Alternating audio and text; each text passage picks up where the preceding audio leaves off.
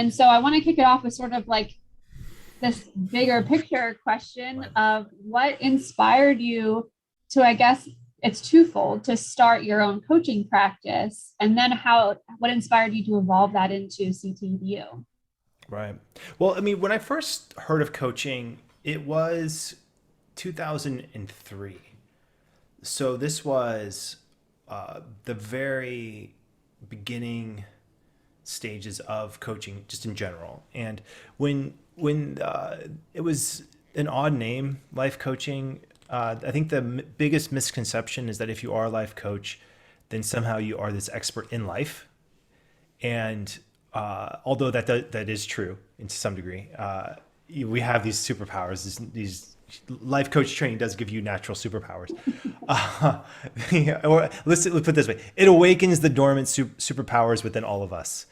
I like that. And those superpowers being, active empathetic listening, intuition, the ability to hear congruence when someone's talking. Like you can hear what they're saying. Does it feel like it's congruent with different aspects of them of self?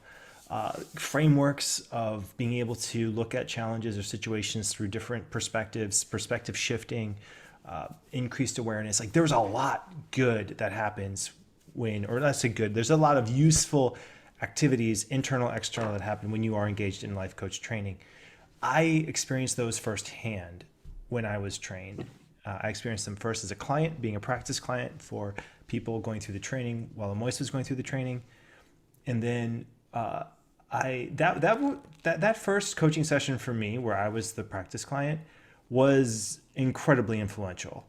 I Part of me wishes I could go back, and I don't know who that coach is or was. I don't even know how I would go back and find that coach. But it did have an impact on me, and I mean, even today, I still think about that coaching session.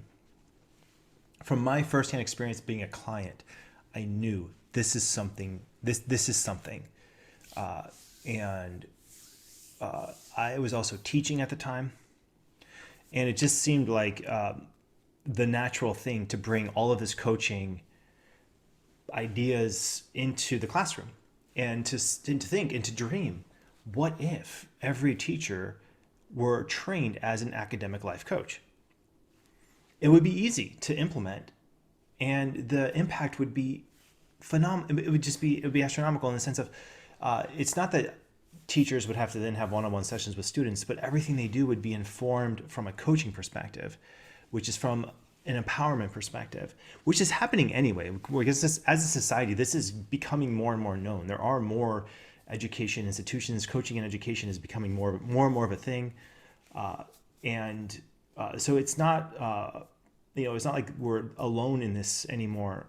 But we were some of the first people in this space, and people then contacted me. There was Gina from Boston and Rawan from Dubai. They both contacted me. This is 2008, within a couple of weeks of each other, asking me to train them because there weren't many people who were doing training with teenagers at the time. And I mean, I said yes. Let's try this out. And so I still remember this is when Amois and I we were just making it as in our own business. We were month to month for 2 years of living on hope and scholarship and just dreams. And we had lawn furniture as our table. We had our those wicker tables that have the interweave type thing, and we had a 2-year-old running around as well. And so we were new parents, new space, all of it. I had I had the school I was teaching Latin at. I know I'm jumping around in my story, but the school I was teaching Latin at, they offered me a full-time position to be the school's life coach. I turned it down. This is March 2008, about 6 months before the whole economy just tanks. And I turned down a full-time job, same salary as I was teaching. And the head of the school, Frank Phillips, he was a mentor of mine. He was influential in helping me understand that there is, in education, we do a pretty good job of delivering content knowledge, generally speaking. We do a terrible job at delivering emotional knowledge or emotional awareness and understanding internally. It's almost non-existent, except if a student is having problems. Then they go and they can get support. But what the space of academic life coaching is, that space of this is where you can go and talk through challenges without the assumption that there's something wrong with you or there's something broken. And that's been the stigma around therapy. That is shifting. So therapy and the idea of the stigma around it has shifted, I think, dramatically in the last handful of years, where it's mental health awareness and all of this is shifting dramatically, I think in some part because of coaching. And the mental health industry recognizes it and realizes it and has normalized mental health, normalized seeing a therapist, normalized a lot of this, which is beneficial, which is great. This is all positive forward motion. At the time, it wasn't, I mean, coaching really was this, it was a field, and it continues to be a field where you can go and get help, find support, make sure you're covering your bases without that assumption that there's something broken. Students are especially teenagers, are especially attuned to, okay, if I'm working with this specialist, does that mean that there's something wrong with me? What label does that give me? Where am I at with it? So it just felt like arriving to a field that is this amazing field, like literally grass and brooks and waterfalls and rainbows and trees and blue, puffy, marshmallowy clouds and blue sky. Like it felt like getting into a field of just wow that no one else has been to, and trying to tell everyone, look, no, really, it's here. Like this is uncharted territory. Let's do this.